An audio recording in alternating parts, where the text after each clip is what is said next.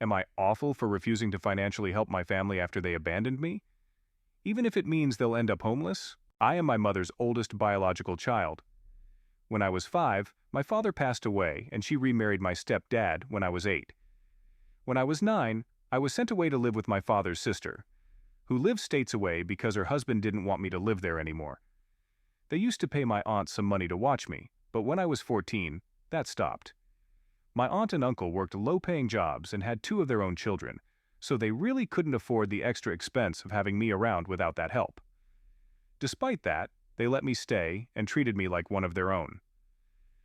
I rarely saw my mom.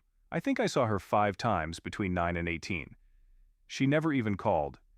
She had 3 more children, 19M, 18F, and 16M, with my stepdad. Growing up, I used to stalk my siblings and parents on social media to see what their life was like, and it was the polar opposite of mine. They regularly went on expensive vacations, lived in a massive house, owned the latest gadgets, etc. I went to college and got married at 23. My mother's siblings have no idea I'm married. I'm currently 28 and doing well financially. My husband and I own our own home, have several very profitable investments, and work high-paying jobs. My cousins, 30F and 27F, and I all contributed to helping my aunt-uncle to finally purchase their own home last year. Recently, my mom came to my aunt's house begging for financial help. My stepdad suffered from a gambling addiction a few years ago and lost all their savings. Now with COVID, he's lost his job, and they can't afford to keep their house without help. My aunt explained she didn't have any money to help her, and when my mother demanded to know how she could afford her new house if she had no money, she explained what me and my cousins had done. My mom then asked for my number. When she called me and explained the situation, I told her I couldn't help. She kept begging me and claimed my siblings would be homeless if I didn't help them. I told her she might sell some of their fancy stuff, or they could all get jobs like my cousins, and I had to. I hung up before she could reply. Since then, I have been receiving message after message from my mom, my siblings, and even my stepdad begging me for help. I have never spoken to my siblings in my life. They've begun harassing my husband and my sister-in-law.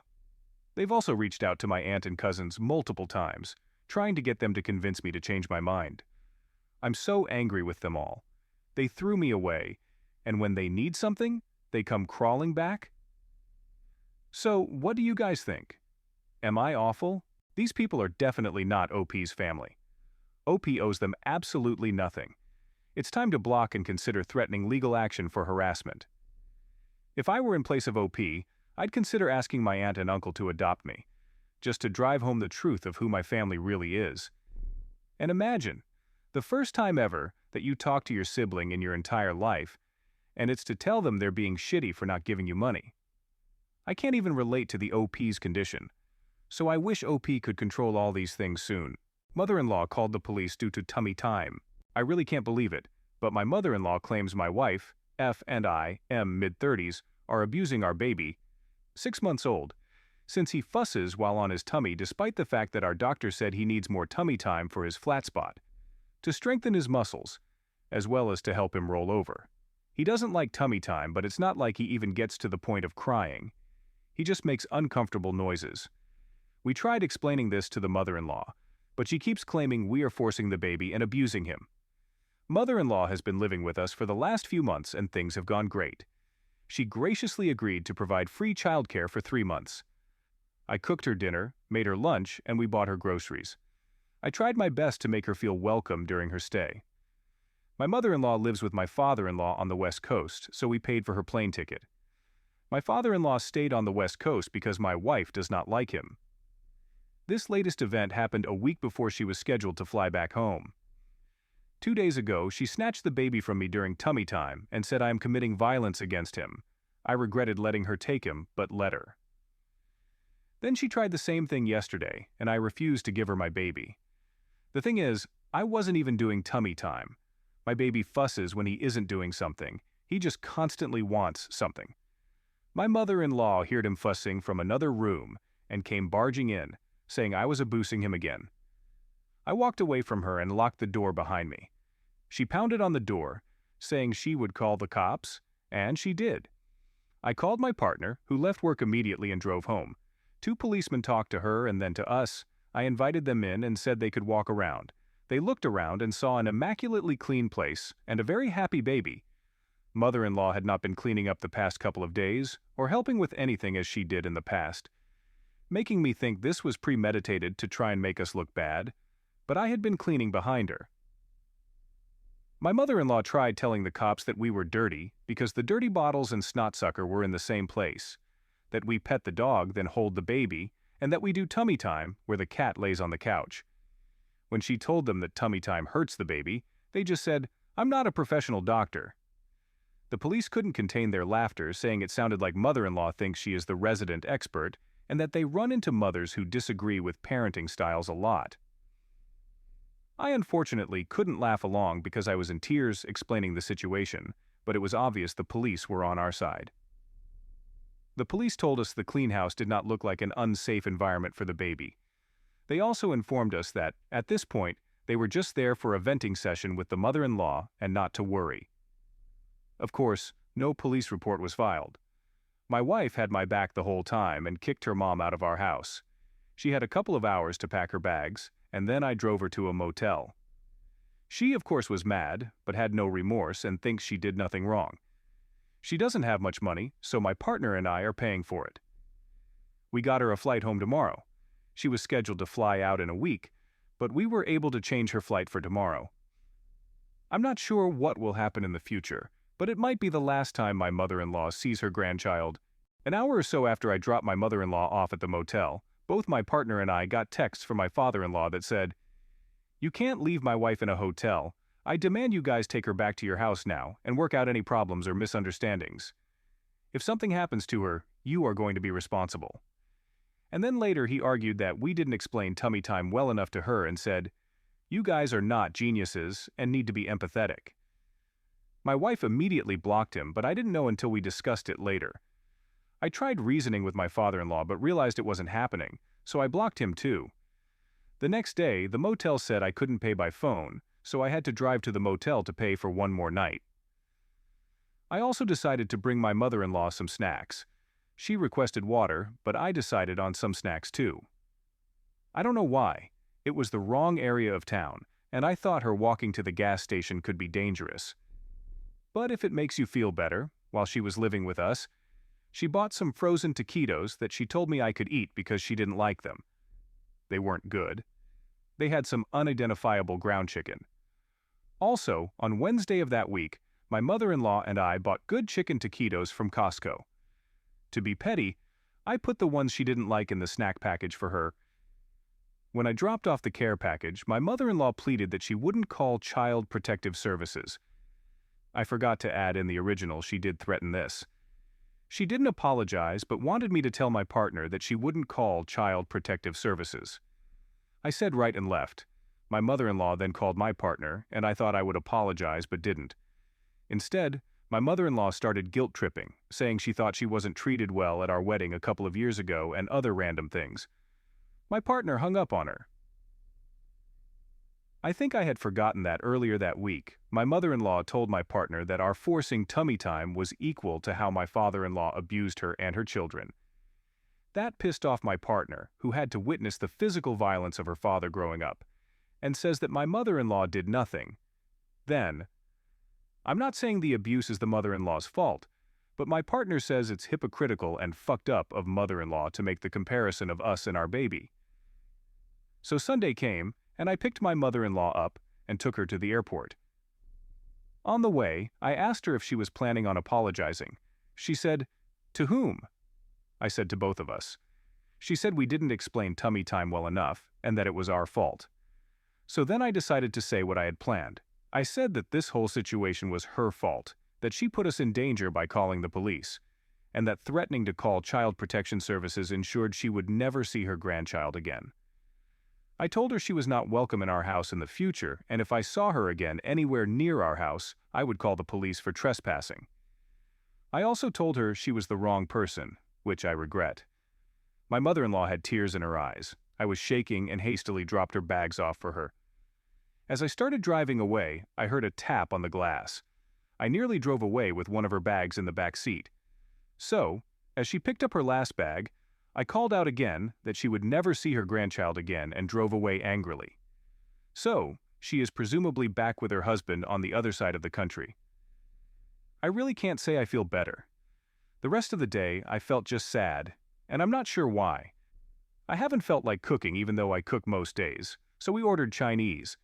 It's been a couple of days now, and I'm feeling slightly better, just replaying the car conversation and wishing I said even more, by shaming her for guilt-tripping my partner so much. I've gotten my neighbors to help with the baby, and my partner and I found a new restaurant to try. Anyway, I did speak with my partner, and we agreed to block my mother-in-law and father-in-law. So they are both officially blocked, on Facebook too, which is the only social media they use. We haven't heard from them, but it has only been a few days. They probably think we are overreacting and will come around, but I don't think we will. My partner's brother is getting married in September, so we might have to see my mother-in-law and father-in-law there. The wedding was on the other side of the world in the Middle East, since my brother-in-law's now wife is from there. My wife, son, and I live in the U.S. East Coast. My wife went to the wedding, being that it was her brother, but we decided that it would be challenging to take a baby on 3 flights and who knows how long of travel time to get there, so I stayed home with the baby. While I wanted to go just to see the country and enjoy the wedding, part of me was happy not to see my mother-in-law. Due to finances, my wife's parents claimed they could not afford the plane tickets or a hotel. They live in an unsafe part of LA in a tiny apartment, so I'm inclined to believe them. So my wife, brother-in-law, and sister-in-law all chipped in for the plane ticket, and my wife and mother-in-law shared a hotel room. And I know what you are thinking. Was there no other option? I guess it was easier and more affordable not to get 2 rooms. A couple of days in, my wife texted me, "My mom apologized too, and she wants to apologize to you," which I interpreted as my wife accepting the apology, which confused me. My wife FaceTimed me, and we talked briefly, and she said her mom wanted to apologize to me. Her mom then walked over to say hello and presumably to apologize, but I said, "I gotta go," and ended the call. I felt like I needed a game plan before talking to my mother-in-law. I also didn't know what apologize mean to my mother-in-law, because there is apologizing, and then there is accountability. So I texted my wife, "Tell your mother to write down a list of all the reasons she thinks she was wrong, then sign and date it, and mail it to me. I will review it and decide if it looks like she took responsibility. If she is not willing to, then I will not feel safe with her seeing our baby again." To my surprise, her mom agreed to do this. My plan was to have written proof of her admitting to being wrong, which I thought would be great, but to be honest, I still don't want her to see us again, and I'm not ready to forgive her even with a letter. I didn't hear much else about the trip. The wedding went well, my wife enjoyed sightseeing, and my wife flew home. My wife wanted to discuss what happened with my mother-in-law's apology at the wedding. It was not what I thought. I thought her mom apologized, and my wife accepted the apology. My wife went off on her mom, calling her out on many things, telling her she permanently ruined their relationship, how it was horrible that she made accusations of abuse when that's what her husband put them through, etc. Her mom continued making excuses for her behavior or saying, "Well, that is in the past, and I can't change that now," whenever she didn't respond well to my wife's assertion. Her mom apologized once but never mentioned specifics or owned up to any of the grievances my wife brought up. What was really interesting is that mother-in-law claimed that when she was a child, her cousin came running into her house, and her uncle came banging on the front door looking for said cousin, and the cousin was hiding. She says that traumatized her, which might be why she thought we abused our baby. My wife says that is complete bullshit, and that her father's domestic violence is the cause of her trauma, but she just doesn't want to admit that because they are still together. My mother-in-law also claims that my wife shouldn't be upset because her father only physically abused her brother and sister. My wife countered by saying that she had just been given a situation where she only witnessed something that affects her to this day. But again, my mother-in-law just brushed it off. So after a week or two, her mom emailed me. This is a direct quote. "I am sorry for what happened. On those days, as you said, I felt exhausted. I hope that with time, everything will be in the past." My wife assured me that she laid out the terms very clearly and that she must write a list of everything she did wrong. She also gave her mother the specifics of what I wanted her to take responsibility for, basically writing the list for her. Of course, my wife and I were unhappy with the email. I don't even remember saying that my mother-in-law was tired. No idea where that came from. Also, sorry for what happened. She makes it seem like we disagreed and are both at fault. My wife made sure to ask me how I felt about it, which was nice, and I let her know it wasn't what I was looking for and that it didn't take responsibility. My wife says she is upset with me and that she was not happy about it. After another long conversation, we decided to keep her parents blocked on everything. I also blocked my mother-in-law's email address, and everything else this time. Brother-in-law is now mad at his parents. My wife says her parents sent a WhatsApp message to my wife and her siblings, and it says they are in Europe going around visiting places. So my brother-in-law, whose relationship with his father was already shaky, and my wife are upset that they said they couldn't afford to come to his wedding, especially since they all chipped in for my mother-in-law's plane ticket. Now, suddenly they flew to Europe and were traveling around just a couple of weeks after the wedding. The WhatsApp message also wanted to know the brother-in-law's wife's aunt's information so they could ask to stay with her in Europe, which my brother-in-law says he is unhappy about. Brother-in-law also says the English they used is too good to be his mom, so he suspects my father-in-law wrote the message. My brother-in-law and my wife think that my father-in-law made the trip partly to somehow get back at my brother-in-law. Anyways, that's it. I didn't see my mother-in-law and father-in-law changing or taking responsibility, so I'm done waiting. They had their chance. Our son will grow up with just one set of grandparents on my side. My dad goes around joking that he ate dessert, that's child abuse, or there are 2 toys left on the ground, that's child abuse, or whatever else it may be. Classic dad. I am still upset that my son will only have one set of grandparents. But I only had one, so I guess you just live with what you have. I can feel your anger. It makes you stronger and gives you focus. Of course, no baby loves to have tummy time, and the fun part is that most of them start turning to sides only to get rid of that tummy time. Some people have an unreasonable way of affecting other people's lives, but I really appreciate OP on getting over things in a mindful way. It's alright if OP's baby will have only one side of grandparents because quality is better than quantity. I don't care if you have cancer. My child deserves your seat. This encounter happened about 7 months ago. I do not want to insult your intelligence because you most likely already know what EM and me stand for. But I should say that EK in this story stands for embarrassed kid, and OG stands for old gentleman, 60-some-year-old guy. The kid was polite and sorry, so this story isn't about him. Also, I'm translating this into English, so bear with me. A little backstory. I was diagnosed with nasal cavity cancer, stage 2, about a year ago. The tumor was quite large, but thankfully benign. People may point out that I formulated this wrong. By benign, I want to shorten the fact it still did not spread into other tissues. Thus, it was still contained. To remove it, I first had to undergo chemotherapy to make it smaller. Thanks to the chemo, I had severe alopecia, hair loss, making most of my hair, eyebrows, and eyelashes disappear. At some point, I had to go bald, but I wore a wig because I didn't want to look like a skinhead neo-Nazi. I'm 6'4" and pretty muscular, so I thought people would assume. So once, after a long chemo session in the hospital, I took the bus home. There's only one bus that goes from the hospital to where I live, so I took that one only to see it was absolutely packed. I felt like shit, thanks to the chemo, so I asked a middle-aged dude to let me sit. He was very understanding and gave me his spot without complaining. 2 stops later, enter EM, a lovely whale with an I demand a parlay with the CEO, haircut, and a 12-some-year-old kid. It took her roughly 5 seconds to see the bus was packed, start looking for a free seat, spot me, and start marching. Or, in her case, trying to fit in the aisle between the seats while shoving others aside, to me. When I saw her, I knew I was screwed. She then stood next to me and decided to talk to me. This is the conversation that followed. Hey, could you let my kid sit down? You mean me? Who else? Oh, I'm sorry, but I'm on my way from the hospital and cutting me off. So are we? My boy just broke his leg and we're coming straight from the ER.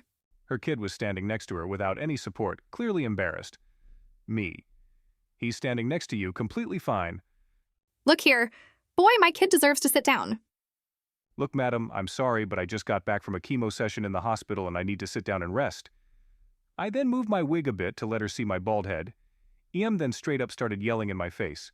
Stop making excuses and get off the fucking seat, you fucking skinhead piece of shit. At this point, I was baffled. I didn't know what to say. The kid was trying to make his mother stop, and we had the attention of the whole bus. She then grabbed me and tried to yank me from my seat. I held on tight and thankfully didn't fall off. Now enter OG, my savior. Will you shut the fuck up, you dumb cow? Who do you think you're talking to? Stop assaulting other passengers or I will be forced to step in. Also, every dumb moron could see that the dude has cancer. No, he's just a fucking skinhead. He's got no eyebrows, you twat. It seems like that really offended EM because she spun around on the spot and threw a falcon punch in OG's face. I was shocked and in disbelief. The whole bus was flabbergasted, and the kid probably wished he'd never been born. OG then said something unbelievable, and a golden sweet karma moment followed.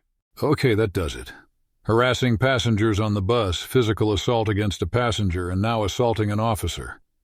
You're in deep trouble, lady. OG then pulled out a badge and told her to stay where she was. Then he pulled out his phone, called someone, and told her she was being arrested. I couldn't believe it. OG was a bloody cop. At this point, EM was as white as a wall. The bus had just come to a stop, so she decided she'd make a run for it, but other passengers blocked her way. She then also got charged with resisting arrest thanks to this. 3 stops later, a police car was waiting for the EM and EK. EK told me he was sorry for his mother's behavior, and I felt sorry for the kid. He wasn't a bad child, but his mother was a hellspawn. OG then talked to me and asked me if I wanted to press charges, to which I gladly said yes. Took a statement, and thankfully was kind enough to let me solve everything on the phone, so I didn't have to come to the police station for questioning. In the end, EM got jail time. I think it was a few months. And community service.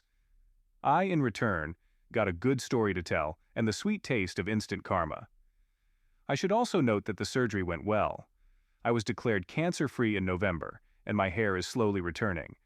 Also, I don't need to wear a wig anymore. I really want to congratulate OP on becoming cancer-free because I can feel what OP has been experiencing during all this time. I lost my uncle with liver, colon, and a bit of brain. Sadly, I wasn't able to be there in his final moments. I lost my uncle about 3 years ago, so I know what it feels like. Plus, the way OP has been confident at his place was just fantastic. But I couldn't be less thankful to the OG, who played his crucial role and threw slaps of words to the EM's face.